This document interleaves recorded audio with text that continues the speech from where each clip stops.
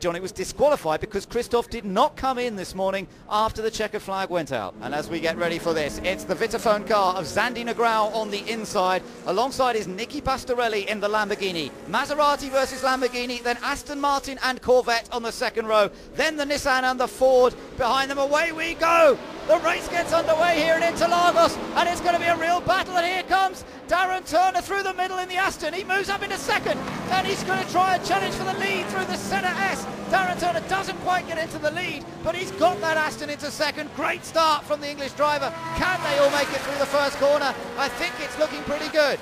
Yes, I think there may have been contact, but fundamentally the entire field of 22 cars, and contact with the Croc and one of the Ford GT40s on the exit of Curve de Sol, so damage to that car, and that's a pit stop without question. Yeah, that was Claudio Daruch, one of the gentleman drivers joining in, and that's Thomas Busch getting squeezed out wide, and that's why the Hager Maserati there and in trouble, running out very wide. But Zandy Negrão started from pole position. He is leading this race, and there's some great battles going on further back. Not a good start by Nicolas Armindo in the number 6 Martech car. The number 5 car is Thomas Much, coming under pressure from Michael Krum. He actually gained a place there, Much, and Bartels going very wide there. The main thing for Bartels in the number 1 Vitaphone car is he's got to stay out of bodywork damaging action in this first lap, and that's what he's got to try and be careful about. And the Ford GT just behind on the VDS. Ford's really almost under the gearbox of the car. Liquids coming out from the back of that car, damage to its right rear bodywork as well. So whether that was the consequence of the Mad Croc. Oh, he's having a look up the inside there. Did he have contact? No, I think they got away with it, but that's what they've got to be careful of. Michael Bartels has got to be as aware of what's happening behind as we watch here the Maserati and the Lamborghini fighting to make space coming up the hill. Christopher Haas was being very firm about coming across in front of that Maserati. Lamborghini versus Maserati, and Bartels under pressure once again. He goes to the inside, and the Ford is on the outside. Meanwhile, another battle going on there between Nicolas Armindo and Jan Claret in the Aston Martin. Where do you look next? Battles through the field, and I think that Bartels did stay ahead of the Ford behind. Yeah, he did, but of course that particular car carrying a weight penalty, 40 kilograms, he hasn't got the straight line power and speed to defend against the Ford GT. It got alongside the Maserati going into turn 1, but because Bartels were on the inside, he could defend that corner successfully. Nicolas Armindo, the number 6 Ford there, trying to slide down the inside of Jan Claret. Side-by-side action. Aston Martin gets squeezed out wide. Gets back on in front of the Nissan. The Nissan's going to try and come up the inside. Oh, how did he... contact with the Nissan. Oh, what a shame. Off goes Nicolas Armindo, and that's the number 22 Nissan of Warren Hughes, I think, that has spun around. Oh, that's a great shame for Sumo Power. They're desperate for points, and they did not need that early in the qualifying race. It was inevitable. It was hectic in the first lap. It was even more hectic in the second lap, and we still have the Maserati championship leader Michael Bartels having to defend off the Ford. The Ford's going to be quicker in a straight line than Maserati. Marginally the more nimble of the two cars round. This is the twisty part of the circuit. Coming down, and there's a review of that contact Nissan in the back of the Ford GT. Yeah, that was it, and it just all narrowed up a bit too much there, and no way they were both going to make it through side by side. No, and in fact the Nissan wasn't sufficiently far up. It tagged the right rear of the Ford, spun it round, took the Nissan into a spin as well.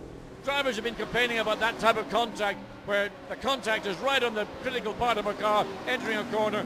There's a classic example of it. Race still being led by Zandy Negrão, and that's Thomas Much!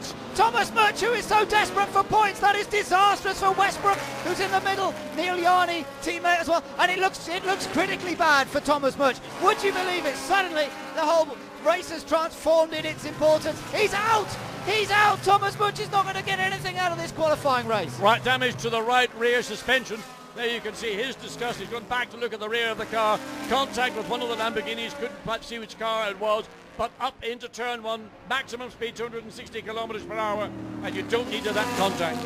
Well, how things turn around. Vitaphone looked to be in trouble after qualifying. Suddenly, their main rival has gone out of this race, and Michael Bartels is fighting his way up through the field in the number 1 car. They're up to 12th in the other Maserati. Their teammates still lead this race. That's the number 2 car, there it is, of Zandy Negrão. Darren Turner in second. The Corvette of Marguerite is locking up big time in third. And it's got ahead of the Lamborghini that was originally in third place. Now it's got 1 place to the Corvette. But fastest lap's gone to the Lamborghini behind. That's interesting. So So Nicky Pastorelli, who didn't get off the line particularly well, lost places at the start of this race. Remember, he was on the front row. Now that car's really becoming into its own sweet spot. Let's take a look at what happened to Thomas Much here. A bit of defence and a little bit of maybe aspirational, but in fairness, I think Thomas Much would feel that the Lamborghini came across the front, had that contact. Here's the onboard shot. He gets down the inside. There is a late defence. Yeah. And I have to say the blame lies with the Lamborghini. And for Thomas Munch, he would be rightly feeling that I was hard done by, and that was not his mistake. Look, Neil Yarney, sister car. For me, that was an impressive move by that. Goes down the inside. No, he's hit him. Round goes the Corvette. They've made contact. Another major championship contender's in trouble, but he has restarted, and Alex Margaritis gets going, and Henrici was out of his chair with that one. Look at this, John. Yeah, in reality, that was just no way it was going to happen. You put the Lamborghini over the curbs. The Corvette's going to cut the corner, quite rightly so. The Lamborghini wasn't far enough forward. Now, I thought he did a great job in the previous corner by not doing something erratic. He did it there, one corner later. There you can see the reaction. He's not a happy camper. Go on, give it a good kicking. Throw the bottle into the racetrack if you feel like it. Well, it was Nicky Pastorelli at the wheel of that Lamborghini, and certainly did look as though Pastorelli didn't judge that one quite right, but he's now coming under pressure himself, is Pastorelli, from Michael Krum in the number 23 Nissan, and behind that Corvette, which you just caught a glimpse of. If you look, you'll see the other Aston Martin. Oh, a bit wide there from the Aston Martin. He missed his apex. You're on board the Corvette now again. Can he take advantage of that? He is certainly tucked into the slipstream. You were riding with the Aston as he just, John, I don't know what he did, but he definitely was a bit wide. I don't know whether it was the Ford ahead was caught out the Aston, but certainly that gave the Corvette an opportunity to make up ground. Now he's going to look down the inside, but it's the Aston who needs to get past the Ford at the earliest convenience, and that's going to give him a little bit of breathing space. The Corvette will now have to battle another car. He is focused principally on the Aston. Certainly looks as though the Ford is beginning to slide around, and we're getting into 10 laps completed. This is where cars that are using their tyres a little more severely than others will begin to lose time, and I think Bas Linus is beginning to struggle. Here goes the Corvette. Corvette down the inside into the left hand of the curve of the Interlagos, and that was a straightforward pass. Yeah, and a nicely executed pass too. Got it just precisely right, under braking, got alongside, got the whole car alongside the Ford. So therefore there's no question of a door being slammed shut or just half open, half shut, which is the worst situation for a driver. You've got to be positive. You're going to make your move, make it, but make it stick. Look at this battle going on behind. Cars all over the track, left 1 minute, right the next. 4 GT side by side into Senna. This is great stuff. 2 Fords, as you say, side by side. And Michael Bartels in the Vitaphone Maserati coming under massive pressure just then. He's in 9th place at the moment, but he's being chased by Christopher Haas in the Lamborghini, the Reiter car. And remember, the Reiter Lamborghini team, they want points off Vitaphone in the Teams Championship. So it really does matter to them to try and get ahead of that. On and off, that's the number 11 Corvette. And that's Claudia Dalrouge, who's in the car at the moment, the gentleman racer. And he's had a little look down the inside. Oh, dear. Well, a bit strange. I mean, he was probably so far over to the left, he would have probably been out of the mirror sight of that Nissan. So coming up into turn 1, the Senna is way down the inside, of course.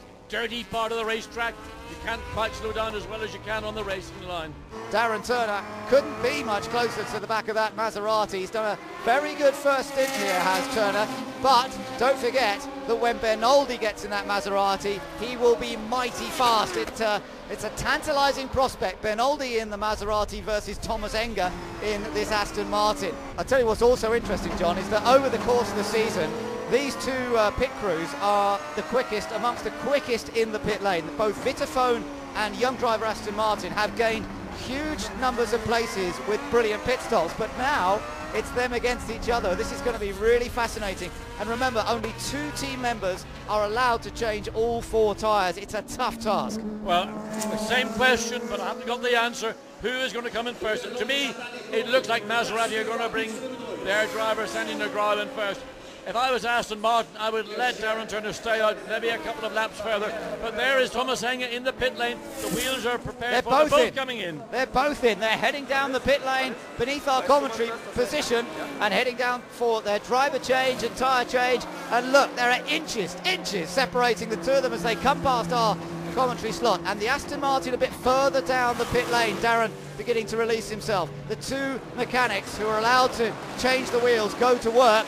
And Vitaphone have been very, very good at this, but as have this team as well. Slightly different technique. Notice how the mechanic has an air bottle on his back with the young driver team here, running around with that air bottle, whereas the Vitaphone team use overhead lines, air lines, for their air guns.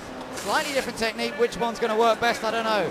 I don't know why Aston, when they saw that the Maserati was on its way in, they didn't tell Darren Turner to stay out, take the advantage of a clear track, maybe get a couple of pit laps. He's got it, he's taking the lead in the pit lane. He has just got out in front of the Maserati. He was close with one of the guys there from the